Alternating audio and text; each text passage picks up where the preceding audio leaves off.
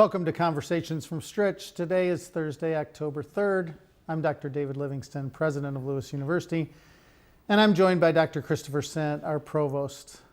We are in the midst of Rosh Hashanah. Happy New Year, Shana Tova, to everyone in our Jewish community, students, faculty, staff. I hope it's a great new year.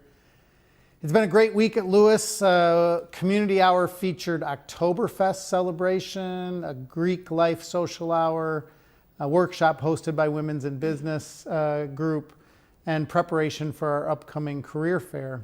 When we leave today, Dr. Sint and I will be attending a ceremony with De La Salle Health Sciences Institute of Cavite in the Philippines.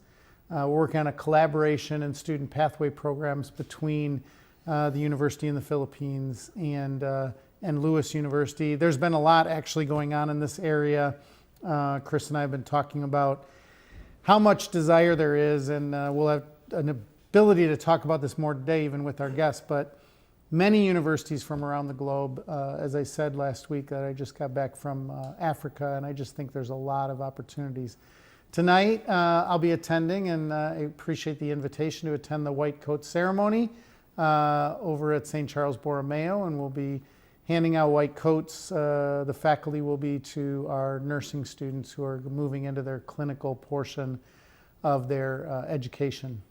We're less than a month away from Signum Fidei. This year we're honoring Brian and Mary Durkin for their contributions to LUCE and paying tribute to Dr. Juan Ojeda from St. Augustine, who passed away in the last year. Tickets are still available. This event raises money for the Mission Fund, which helps our most vulnerable students.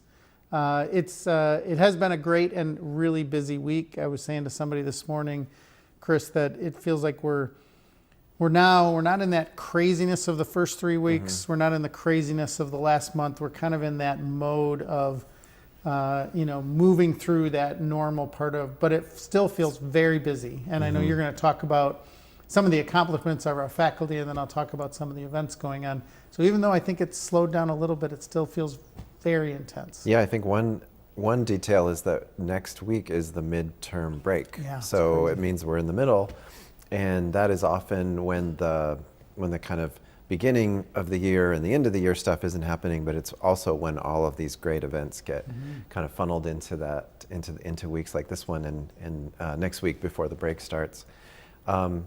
Sorry to miss the White Coat ceremony tonight. It's one of my favorite ceremonies on the campus. It's a really beautiful tradition that our College of Nursing and Health Sciences does such a great job of honoring those students who are going into practice as a result of the ceremony. And I'm looking forward to the event that we're going to go to and when we leave here today with De La Salle Health Sciences Institute. It's a great relationship, and I agree we'll probably talk more about that type of thing as with our guests. So some news, congratulations to LUCE University music professor and chair of music, Dr. Mike McFerrin, who recently received 2 silver medals in the Global Music Awards Composer and New Release categories. The Global Music Awards, also known as Music's Golden Seal of Approval, recognizes musical artists on an international scale who have contributed substantial works. He was honored for his work called Sonata No. 2, written in 2022. It is a dramatic composition expressing the story of the inexplicable loss of the Sandy Hook Elementary School shooting victims. Really nice achievement, national achievement by a really great composer on our faculty. Sticking with music, congratulations to Assistant Professor of Music, Dr. Adrienne Honold, who recently received the 2024 Thomas Liley Memorial Saxophone Research Grant from the North American Saxophone Alliance. This will allow her to utilize the grant to partially fund travel expenses needed for research for a new book project called Revolutionary Sounds, Black Women Saxophonists in the Early 20th Century. Staying on the theme of amazing African-American artists in the beginning of the 20th century, congratulations to Professor Tennille Allen, who has a chapter on Zora Neale Hurston in a book called 50 Key Scholars in Black Social Thought, published by Routledge coming out on October 15th. This book is a collaborative volume that uplifts and explores the intellectual activism and scholarly contributions of Black social thinkers. Our College of Education and Social Science students and faculty return to campus this fall with new lessons learned from their work inside the classrooms of De La Salle Blackfeet School in Browning, Montana. Our students and faculty engage with middle school teachers and Native American students as part of the travel study course called Approaches and Applications for the Multicultural Classroom. And we're talking about international things today, but certainly travel study is something we'll get into in a little while. This is one great example from the summer. The program is designed to deepen participants' understanding of multicultural education, allowing future educators to assist with classroom tasks and mentor middle school students with reading sessions and enrichment activities. Our students also had the opportunity to immerse themselves in the cultural richness of the Blackfeet tribe, visiting significant tribal sites, engaging with Blackfeet leaders, and seeing the natural area, which is in Glacier National Park. And just generally gaining a deeper appreciation of the tribe's culture and insights into how its educational environment differs from other ones that our students might encounter upon graduation. So I'm in a couple elaborations on some events that we have beginning this week before we look at the calendar. Creative Dimensions exhibit featuring work by artist Michael Pantuso opens today in the Wadsworth Family Art Gallery and will be up until October 25th with a reception and gallery talk on October 17th from 7 to 9 p.m. I haven't seen that yet. I'm going to get over there and see it. I also haven't seen the play yet, and I'll probably do both at the same time this weekend. The Catholic Muslim Studies program of Catholic Theological Union and the Grow Institute at LUCE are hosting an interreligious conversation with two influential Palestinian voices who can share how women individually and collectively foster peace-building efforts in the Holy Land from 7 to 8:30 p.m. next week, October 8th. The event is called Exploring the Contributions of Women Toward Peace, Dignity and Justice in the Holy Land, featuring Doctors Rima Salah and Iman Abdel Hadi. The guest speakers will address the past, present, and future of women's empowerment, peace building, and the pursuit of justice and dignity in the Holy Land. Really looking forward to that. As I mentioned, Superior Donuts continues through the weekend, written by Tracy Letts. Have performances this evening, tomorrow evening, and Saturday and Sunday at the Philip Lynch Theater. Tony Award and Pulitzer Prize winning playwright Tracy Letts weaves a heartwarming and humorous tale of unlikely friendships in one of Chicago's most diverse neighborhoods. This comedy drama explores the challenges of embracing the past and the redemptive power of friendship.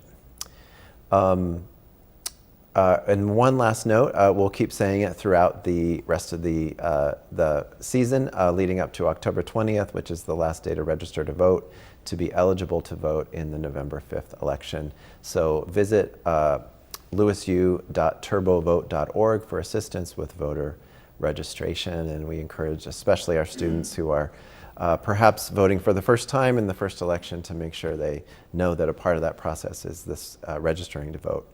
So, yeah, I mentioned a few events, but you're going to mention a lot more. And just a couple comments on, I know you're looking forward to seeing the play. Joan and I went to see the play on the final practice night kind of last week, right after the show. It was really fantastic.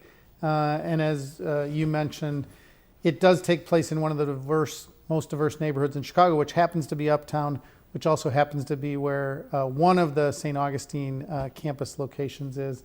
So it was a really great play, really well acted. Appreciate all the people behind the scenes, the set, the directors, but especially the actors.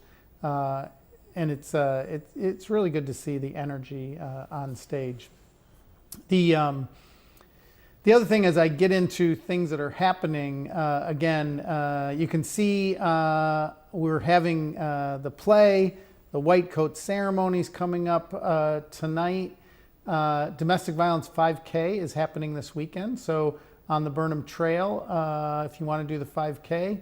Softball is hosting the University of Chicago also this weekend, and of course Superior Donuts will run Friday, Saturday, and Sunday.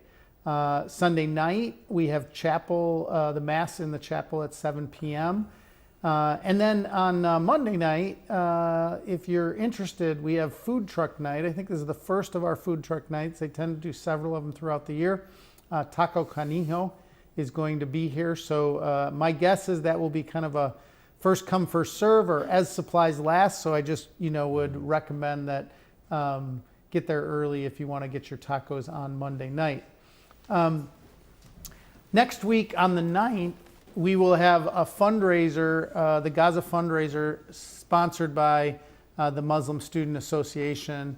We're also going to have a pickleball tournament during community hour next Wednesday, sponsored by the Student Senate. So I don't know if as many young people are into pickleball, but I actually like pickleball. It feels like it's an old person sport. I don't, it's not as hard as tennis, and that helps because I'm not in great shape. So we do have the blessing of the new turf field. I would invite everybody to come out for that, athlete or non-athlete.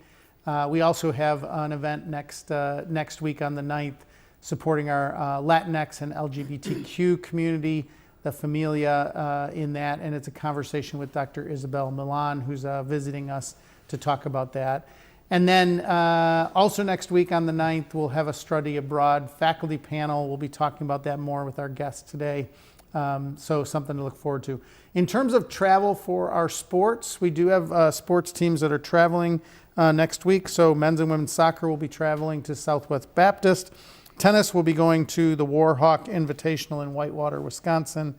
Men's bowling will be up in Milwaukee, and cross country is going to Mount Mercy in Cedar Rapids, Iowa. So a lot of, I just saw actually the women's soccer team waiting for the bus to arrive this morning when I came onto campus. So, a lot of traveling around the Midwest for our athletes, a lot of activities on campus. And we get to talk today about potential to get off campus in a very different way. And I'm really looking forward to that conversation. This is one of my favorite topics, so I'm really looking forward to welcoming our guests. But Chris, you're going to introduce our guests. Yeah, I'm really excited about that. Before I do, I just realized as I was watching that we left off the list, women's volleyball is here on campus Yes. this weekend, tomorrow night, and Saturday, competing. So please check that. Go to the athletics website if you want to get some more specifics about that. But I'm excited about that. That is actually the opening of Neil Carey Arena for the year, our first athletic events of this particular year. So I'm excited to see it in its new form. So yeah, before I introduce our guests, I want to remind everyone that you may email a question to askus@lusu.edu. If you're watching live between 12 and 1, you can do it right away, and we'll get the question into the conversation. And if you're watching on YouTube, please feel free to email a question as well, and we can direct it to our guests or get it answered by the appropriate person who may know the answer. So I'm really delighted to introduce two people today. I'm going to introduce them both at the same time, and then we'll get into conversation. So Chris Swanson is the Director of Study Abroad and has been involved in international education for over 25 years. Along with directing the Rome program, he also coordinates all study abroad programs and supports faculty across the university in conducting short-term travel study opportunities. And Professor Scott Kerth joined LUCE in 2015 and is an associate professor in the Organizational Leadership Department. Before coming to LUCE, he worked in healthcare at Northwestern Memorial Hospital and lived in Europe and Asia for over 15 years, working in technology startups and venture capital. He teaches leadership theory, ethics, psychology of motivation, fundamentals of business enterprise, and finance for non-financial managers. Scott, Chris, welcome. Thank you. So glad that you're here with us. Yeah, thanks for joining us. Talk a little bit. My pleasure. I know we like to do this every year. It's becoming a tradition of sorts to learn about study abroad. We try to time it so that students who are interested in study abroad opportunities that are happening in the spring can learn a little bit about it through watching this and learn other ways to pick up more information about how to do it and why they might want to do it. So we really want to focus on that. And I think just to begin, Chris, I think we have a little information about study abroad in general. Yeah, actually, I think the first thing that we have in terms of a slide is information about our travel study programs. Okay. And so these are programs that are led by LUCE professors. They initiate the courses that they're going to be teaching and the itinerary of the places that they're going to be going to. And my office helps facilitate just making those programs happen. These are programs that are led by LUCE professors. They will teach the course partially here on campus, and then take that group of students either someplace else in the US or someplace internationally to look at that subject intensively. Courses can be towards their major, they can be towards general education requirements. It really just depends on what the faculty is looking to teach. And we know from the example I gave earlier about going to the Blackfeet Reservation, and from just looking at the screen here, there's one. Yep, and they'll be doing that again this an next annual May. one that we do in Alabama, Mississippi, Tennessee. That is, they're domestic as well as international. That's correct, yes. And actually this year, since LUCE University is having their Jan term for the first time, we've actually got 2 travel study programs that will be going during Jan term. Yeah. So one going to Rome with Dennis Kremen from history and Steve Noir from political science. And then the other one is actually to the southeast part of the United States, Tennessee, Alabama, Mississippi. And that's with Dr. Tennille Allen from sociology, and then also Neil White from University Ministry, because we also partner with University Ministry to do social justice pilgrimages as well. So could you just, because it is the first year to have the J term, the January term, what is the time frame for these trips? About 2 weeks? About 2 Which weeks. could you, I don't know if you know either exactly, but is it right after New Year's to mid-January? Is it the second week of January? One is actually right after New Year's, and the other one is actually in the second week. So Okay. All right. one of them goes, the Rome program is actually the 1st through the 12th, I believe, and then the one to the southeast United States is actually the 6th through the 17th. Okay. So they'll get back in plenty of time before school starts on campus here that following week. And I would just make a comment. Chris, you were so deeply involved in this from a strategy point of view. I think we talk about community hour events every week. Adding J term, the January term, is another way to try to really allow students to engage in a different way of being educated. I think it's that kind of traditional 16 weeks of a semester and just doing it over and over again. These are ways to kind of get in the middle of every week, but it's also a way of getting in the middle of the year with these January terms. And I guess I would invite faculty, especially faculty and staff, to be creative about how to travel during January in the future as well as May, because I think we want to invite our students into those short opportunities so they can just get exposed. And all students are kind of in a different situation, so I don't like to generalize too much, but really one of the reasons why we did this, and Chris was really helpful in all of the discussions about creating Jan term, is that it might mean that students have a lighter load in the spring because they're able to get this whole course under their belt right away at the beginning of January.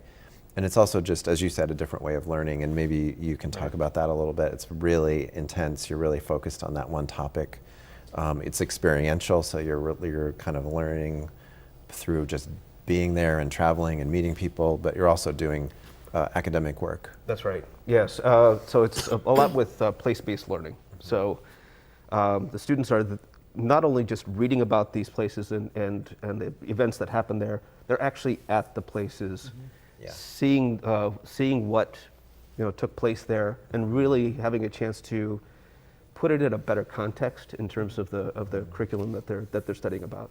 So, and for many of our students and many of our faculty, 2 weeks is easier. I mean, we're going to talk to Scott here in a second about the whole longer term, 2 months plus. But for some students, they can't commit that, and so doing it for 2 weeks is an opportunity for exposure, to get used to traveling both in the U.S. and around the world. So I think it's a great, different types, as you said, not everything fits everybody. And just another plug for it is, I don't know if you noticed, but the locations in January, we're in the South. Yeah. And not, Yes. not Montana. Former. I was debating internally about whether to mention that was Yeah. part of the plan. Was No, to, you've got to sell for the learning, but also the other because advantages. it's beautiful here all the time. What it's like in right. January here. There's a great joy in being here in January, but some people might. Not Yeah, quite the might same as prefer. Alabama, you know. I prefer, yes, somewhere else. Yeah. Chris, maybe talk a little bit about the spectrum of things that study abroad offer, or the opportunities that students have. So you talked about travel study. Are there, in addition to the Rome program, which we'll get to, are there other types of study abroad that we? There are. So the travel study programs, I think, are probably the most popular for our students, just because there is such flexibility. They can actually travel during break times. The travel is usually anywhere between 10 days and 2 weeks. So it's an easy fit for a lot of our students, especially for students that have a really tight curriculum. Nursing students, for example, they don't really have a whole lot of time in their curriculum to go away for a semester. Right. So in addition to the travel study programs, though, we also have summer programs, and these are programs that go anywhere from 4 to 8 weeks during the summertime.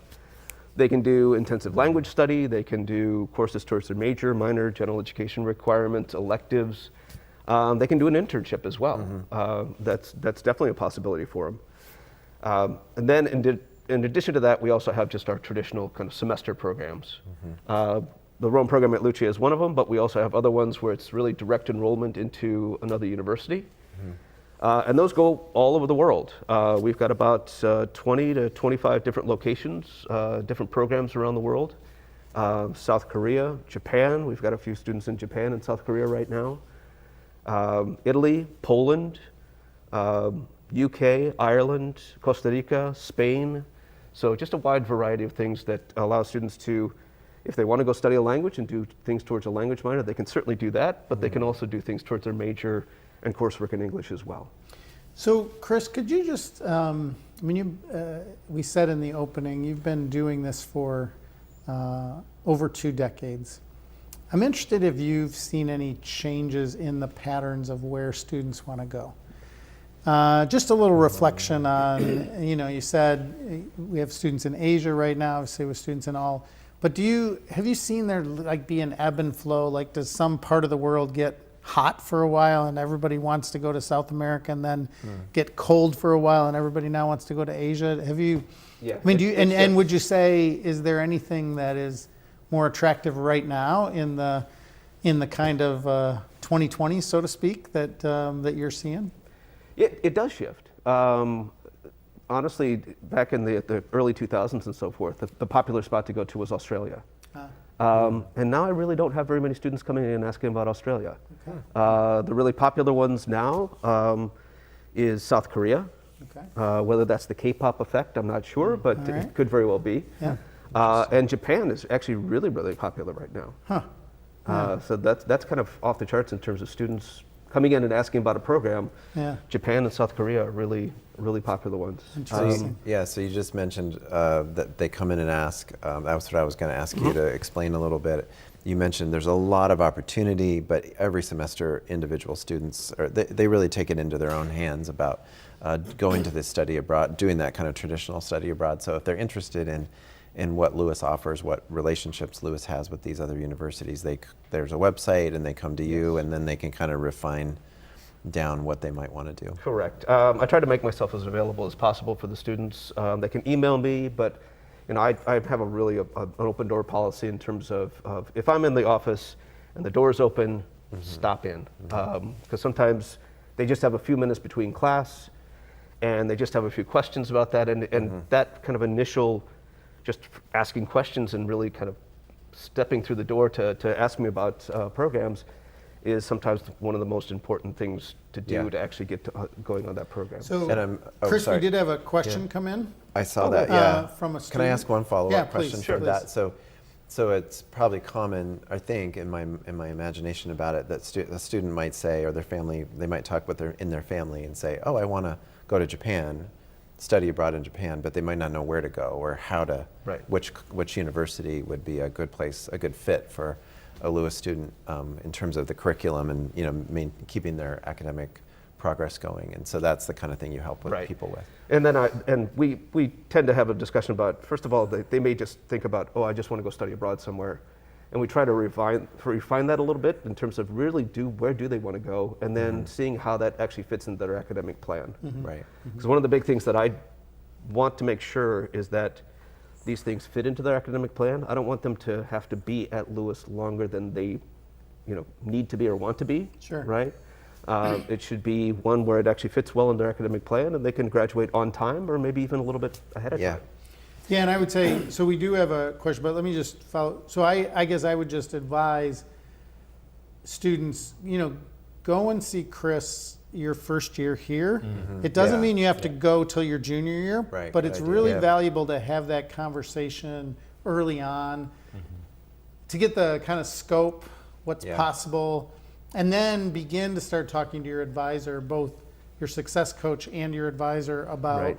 when's the best time for this to fit in. Yeah. So we did have Definitely. a question that came in specifically from a student about the John Cabot program in Italy in the summer. So could you just talk a little bit about that? And maybe it's just an example. Obviously, we have somebody watching who's interested in that, but maybe Great. just an example of getting more down into the details. What is a specific program? So tell us about John Sure. Cabot and what the opportunities are. So John Cabot University it's an American university that just happens to be right smack dab in the middle of Rome.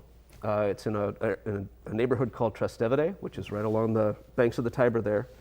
And we've been partners with them for since actually 2000. So that is a program where students can go either for the fall semester, spring semester, or summertime. They actually have 4-week summer sessions. And students can take 1 or 2 courses while they're there during the summertime and do things, again, potentially towards their major, minor, general education requirements. It just depends. That might be a good transition to It talk is, about the LUCE Rome program. Yeah, definitely. So I think you have a little more information on another slide. There it I do. is. Tell us a little bit about that. Yeah, so this is our jewel of a program, to be honest with you. I think this was a fantastic program that is actually available to first-year students. Actually, anytime within their academic plan, they can actually do it first year, second year, third year, fourth year. Again, it just depends on what fits best. It's led by 2 LUCE professors. Dr. Scott Kerth is one of the leaders last year and then this year, and actually the year after that as well. And then also Dr. Ellen Thursby from social work will be also leading the program as well. So each of them will be teaching 2 courses. And then there's also additional courses available to them as well. We've got different faculty, local professors who will be teaching coursework, but also professors coming in actually from LUCE to teach coursework as well. For example, Dr. Jerry Kavoris is going to be teaching Intro to Environmental Science. And then Dr. Dennis Kremen is going to be coming in as well to teach an interdisciplinary seminar course, Christians as the Romans Saw Them. So Scott, tell us about what, we can get back to potentially coursework. Just give us a sense of this. We've seen some pictures up there, people getting on planes, people going out into Rome as their classroom, but talk through what you and Ellen and the other professors do in terms of like maybe the basic program, like it's this long, we stay here, this is what it feels like. Just give us a little sense of that. Yeah, so Dennis Kremen, who really is a specialist in place-based learning, he was involved in setting this up, and we're kind of following that in the orientation, where we have 3 to 5 orientations. So the applications are due by, I say the end of October, November 1st is the deadline day. Yes. So you have to apply, and then we have orientations, 2 in November, another one in December, and then 1 or 2 in January before the students take off. So the students get to know each other. They learn about what they need to do, consider for traveling. We've had students who've never been on a plane before. We've had students who've never been outside of Chicago before. So it encompasses that. It encompasses what you might want to bring, what the living conditions are going to be, because you're staying at the Generalate of the Christian Brothers, which is, our worldwide headquarters for our school. And you all have your own bathroom and your own private room, which is nice.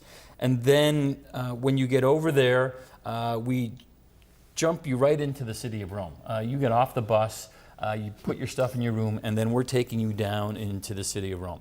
And Dr. Kremen does a really nice job of kind of setting the context of what is this city, how does it relate to the intellectual tradition, Lasallian culture, and what's it going to be like living in Rome. And what we say, we're taking the students you're showing up as a tourist, and by the time you leave, you're going to be a global traveler, a global citizen. Yes. Great. I love that. And it's really, so you live in the dormitory. It's not a dormitory, it's a hotel, and you have other international people staying there. And you have classes generally Monday through Thursday. We try to leave Thursday afternoon so the students can travel on their own outside, wherever they want to go. We give them a Metro card, a transportation pass, so they can go around Rome. First couple weeks, we'll kind of go with them, show them how to use the Metro. You have people that, they haven't used the Metro before in Chicago, and they get there and they're like, oh my God, I can't believe. And by the time they're coming home, they've been in the London Metro, they've been in, all over. And you take classes Monday through Thursday. We have some common meals together, but then you can also go out in the community and have meals by yourself or with your other friends that you make. And we have trips that we take that are part of the university, that is, we pay for, the students do not. And those trips this year are? Florence. They'll also be going down to Scampia, which is just outside of Naples. And then we're looking into Bologna. This year. So, It's great. Yeah. So I want to emphasize something that you said. It feels like this kind of trip can be for somebody, because I know we have students in all these categories. I'm going to kind of paint the two ends of the spectrum. One is somebody who's, has been fortunate enough throughout high school and maybe even earlier on to go with their parents or family to other parts of the world, to multiple places in the United States. They're used to traveling. This is an opportunity for them to really immerse themselves in Rome, but also have that freedom Thursday through Sunday to get on a train and they can go anywhere in Europe. Right. It's also that it's a totally appropriate trip for somebody, as you said, who's never been out of Chicago, who's never ridden on public transportation, who has some trepidation, but we're going to have people there. In those first few weeks, you can kind of get used to seeing Rome a little bit. Yep. And then if you want to just take a short, 2-hour train up to, Florence or Assisi or whatever, you can go a shorter route. And then eventually you might want to go to Germany or Switzerland. So, I don't know, I'd love to hear you talk about maybe some experiences you've had with students in maybe both of those categories. Well, what was interesting last year, we had 3 international students. So we have a student from Nepal, who came on the program with us. Then we had another student, 2 students, brother and sister, who are originally from Spain, and then their parents moved to the UK, and now they're here, and they came with us. So those students, these people have already been around the world and traveled, and they went on the program, and they loved it. They had a great time. And then we had a couple of students, and I won't embarrass them. I'm going to see some of them later today, that, they're walking up to the Metro. The first time we're going, they're kind of staying right next to you, going through the turnstiles and stuff like that. The thing that's great is studying abroad, it's a transformational experience for many students. And it's a time to really develop lifelong friends. And we had some of these students that were, hooking up with these other students flying that are a little bit maybe more experienced. They were going to Albania. They were going to Scotland. They were going to Ireland. They were going to Switzerland. It was amazing the amount of travel the students did by themselves in groups. And again, the people are going off, and the 2 of these students who were more reserved, by the end of the program, oh yeah, I just got back from France this weekend. It was really something else. And what I love about that, I've done this before myself. I've led these. So what I love about it is that kind of Monday morning breakfast or Monday afternoon lunch, where these 4 people went to Paris this weekend, and these 5 people went to Albania, and these 3 people were in Barcelona, and they share stories, and they're like, oh my gosh, now I got to go to Barcelona next weekend because I heard what you got. You had so much fun. And then share with me the hostel you stayed in, what was the best restaurant, which of the museums should I go to, and there's that sharing with each other, so that, as you say, again, the program is how long, Scott? It's 3 months, it's 87 days, correct? 87 days, 12 weeks in total. Yeah. So about 12 weeks, and again, so I want to because that growth that you're talking about, so from week 1 to week 9, when all said and now you realize, oh my gosh, I only have 3 more weeks. I need to get to Barcelona. I need to get to. The other thing I would say about this, and maybe you talked about, so over 12 weeks, 3 trips included. I think that's also good to be able to meet with one of the 2 of you or Ellen or others to talk about how to save money for it, because it's much more enjoyable to have enough money to get on a train or to get a Ryanair, ticket that can be inexpensive. So you don't have so little money. And you know that, what's going on before it happens. And, So and if maybe- you save for that. Maybe it even helps. back up from that, and Chris, if you could talk a little bit about just how it works financially, like how do we Sure. charge for it, and Yeah, so the students, actually the program is at, like you said, it's at the Generalate, Casa LaSalle. It's right in the central part of Rome. It's about a block away from the trains and the metro lines and so forth. It's a very safe environment as well. It's a walled campus. Students have to basically be buzzed in by security and go past a front desk to be there. So they get their own room, they get their own bathroom, they get a meal plan, which is breakfast every day, and then either lunch or dinner. They get the transportation pass that allows them to go on the buses and metro lines and so forth around Rome, because they're using Rome as their classroom. The excursions, all of that is actually included, and it's just LUCE tuition. So no res life fees or meal plan fees or anything like that. It's just LUCE tuition, and because they're signed up for LUCE classes, all the financial aid that they would be getting to go to LUCE, all the institutional aid, federal aid, state aid, all grants, loans, scholarships, it all applies. Because they're signed up for LUCE classes, and the computer system says, you're here at LUCE. Sure. And they are, it's just that physically they're in Italy. Yeah. And so one of the things that we say is that, and students have done this, they might take extra shifts when they know they're going. So over Christmas break before they go, they'll get the jobs. Now, one of the nice things also is you come back at the end of April and you're done with classes. So you can get a head start on getting jobs for the summer too. And really how much you spend is related to how much you travel. So it is a flexible program. We have, the whole distribution. Some students traveling a lot, but we had one student, he was an aviation student, and he got airfares, I think it was $7.50 to fly to Albania. And now he slept out on the beach. Not that we recommended that, but No. that's what he did. He was amazing. Well, and I guess just on the academic side, just to remind, so it's 12 weeks as opposed to kind of 16 weeks, but it's because Monday through Thursday, there's going to be days where you're over at the Vatican or you're gone all day. So it's not just that I go to class for 50 minutes, right? There's an intensity to the educational experience, and people I think also have to kind of get used to that, right? There's day-long excursions in which you're learning about history or business or the environment. So we have our classes, I teach macroeconomics and then international business.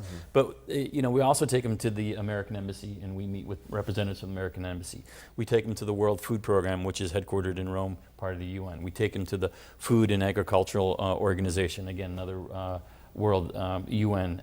We're going to set up a trip to a local olive oil farm to learn about biodiversity and running a small business. So, and that's in additional to the classes. But that might be anywhere 4 to 5 more hours of class time that's out in, as Dennis Kremen says, place-based learning. You're at these places to learn about. Okay, so I have 2 questions, 2-part question. First one is short, I think. They do go to class in a classroom sometimes. Yes, they do. And it's 12 weeks, so there's a lot of learning that goes into that. So they're sitting in the brother's house, learning together just like they would in a classroom here, with slightly different hours and time and so on. And then my second question is could you elaborate a little bit on how you mentioned a few times today place-based learning, but also the actual experiences that the students are having are tied to the courses they're taking, but also maybe a little bit specific around LUCE's mission and identity and approach to having an interest in social justice and communities that are impacted by poverty. Lasallian, So could you maybe talk a little bit about I'd be that? happy to. really the program and the way that the courses are structured, it's kind of like a formation program. It's really an introduction to the LUCE and Lasallian mission, and it's also part of the LUCE experience. It's an integral part of the LUCE experience, welcoming students to campus, and really having them part of the LUCE and Lasallian community. The programs, the focus has changed a little bit over the last couple of years, just thankfully due to the professors leading the program. So it still has a liberal arts base to it with different coursework and so forth, but it's also now looking more at, yes, you're going to be in Rome, looking at artwork and studying the history and so forth, but you're also going to be looking at students looking at people at the margins as well. Really looking at the mission of the brothers and the work of the brothers with the Leavening Project, with the Superior General really saying, yes, you're here, but look at the people in the shadows. Look at the migrants. Look at the people who are on the margins, as well as looking at the big sites in Rome. And so our coursework is starting to do that. Yeah, with like Ellen Thursby, a social work professor, she's really reached out, and that's what the trip to Scampia is, which is a inner city, lower income housing for people that are at the margin. Last year, she worked with with a brother down in Naples, and we went to visit a gypsy community. She's also set up a nice relationship with the St. Judia community where so this year, as I was telling, we get the students going from day one. So we take them down to the city of Rome, and then on Saturday, so they arrive Friday, we do stuff around the neighborhood. Saturday we take them, and then this year we're taking them to a special restaurant with this organization where the waiters and waitresses are people with some disabilities and are on the margin, and it's right next to their world headquarters. So it's really trying to bring in that relationship with the brothers and with the Lasallian mission. We've gotten to know the brothers better this year. Something that was started with Dennis before that, but building upon that. So it's great. It really is kind of bringing that Louis Lasallian experience in Italy. It's not just Rome, but in Italy, and trying to see the broader world as your classroom and how you can learn from that. Yeah, it's really, really exciting. So can you just, I feel like one basic thing that I don't know if it was said, but number of students in the program. I know you said the deadline is November 1st, but how should people think about that? Does it fill up? Is there a wait list? If they did get wait listed, how does that work? So just a little bit about, 20, is it 50? Is it 75? Just so people have a sense of who I'm going to be with. I don't know. You really need to ask the president this question, don't you? Because it's his baby and he's always pushing it. So, if you're in general, is it 25 students? Is that? We had 20. Well, I'll give you an example. So the program's been growing about 15% in terms of student growth. We had 24 students this last year. So my guess is we'll probably have anywhere between 25 and 30 students going on the program this year. Right. The faculty directors gasp when I say that large of a number, but I think this program can only grow. Again, playing the devil's advocate, the issue with that is there are limits to, we can only bring 26 people to a World Food Program at one time, so groups. Right. And then, trying to transverse the city, we try to teach the students to be conscientious of, when we're looking at a church or an artwork, you don't want to block the people walking down the paths and stuff like that. And that's where you get a little bit nervous. Well, and I think that, and what I would say is, we know this is a relatively young LUCE program, less than a decade, in terms of having a location in Rome. There are people that have been doing this for a long time, John Cabot, Loyola University Chicago, other places, who have what I would call multiple cohorts. I mean, I've been to the Loyola campus where they're having 150 students, but not all of them are going to the same place at the same time. It's still in that 20 to 25 range is a nice, having done study abroad, we've all done it. You get much over 30 and it's hard to move around. Right. It So becomes then a you model. want to begin to like split it up and do having- different things. I Certainly. also want to say, because I know that this is the case, because I was fortunate to visit you last year and meet some of the students at the General Lit. Not all the students have to take the same exact classes. Correct. So that means that there could be a class that is going out to do something and not all 25 or 26 people Right. are in that. That's correct. So could you talked about the offerings, but general students are taking 4 or 5 classes, and how many of those classes would, I don't know, last year was 24. Were there classes last year that all 24 took? My don't biggest, think so. I had a class of 12 and class of 14. Yeah, so it tends to split up. What was the biggest class last year? It would have been, was it? was probably diversity and social justice, now that I think of it. But it was in So the that was all 15 Yeah, person well, 'cause I range. think So that's not also- it's together not the whole too time. big. Right, that's also helpful to Yeah. know, is that Right. it Yeah. feels more like a university where I'm not with the same people Yeah. every day all the time. Right. Because I might not be in We're this class living with them. together. No, you're Yeah, living that- together, but my yeah. point is, Yes. I take this class and Right. I'm not in it because these 8 people aren't in that Right. class, they're in Right. another Right. class. So I think there's a lot of togetherness, and there's also this sense of options. Yeah, no, Right, there- I'm not, Yeah. I don't have There's to take definitely these options. 4. Right. We're, Certainly so. we're We're out of really ti- late on almost out time. of time. I get to ask the last question, which is connected to this one. Yeah. You both told me yesterday that you're having a kind of reunion of sorts this afternoon. Yes. Yeah. Just reminded me that, if you could reflect a little bit in closing about the impact it has on students' lives, both in terms of, they are together in this intense situation, and do they stay together? Do they stay friends? And then what other types of learning do you see when you talk to alumni of the program? I was just thinking about those questions because one of the things that Ellen brought last year was doing a journaling and a reflection project. And if you read those, every single, there are good times and there are bad times on these trips. Yeah. But everybody said it was, they were so happy they did it. It was an amazing experience.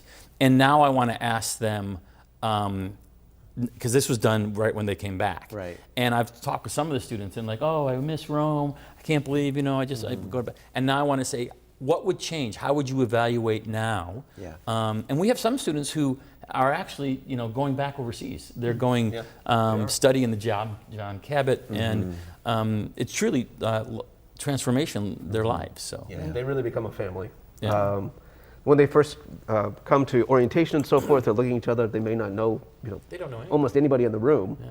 And then, now when I see them when they've come back, we had our org fair, right? The university org fair, and I had 10 students that just showed up and said, "Hey, I want to help promote the program," and just went out and started handing out brochures. I think about 8 of them are actually living together, Yeah, actually in they the residence halls now, and they didn't know each other before they actually went on the program. Yeah, it's great. No, these are great. It's a great opportunity. I just want to remind people, well, first of all, Yeah, thank you to Chris and Scott, not Thanks for the only opportunity. for joining us today, but for all this amazing work Tremendous. week in and week out to really change students' lives, which I really think this program does. Thank you, of course, to Dr. Sent for co-hosting with me. We're grateful that you joined us today. We will be off next week for fall break, and we'll be back in 2 weeks. We are so grateful that you joined us. So much exciting that is going on here at LUCE University, and this is just one more opportunity for us to talk about the way in which a LUCE education does transform the lives of our students. Many blessings to you and all those that you love. Have a great week.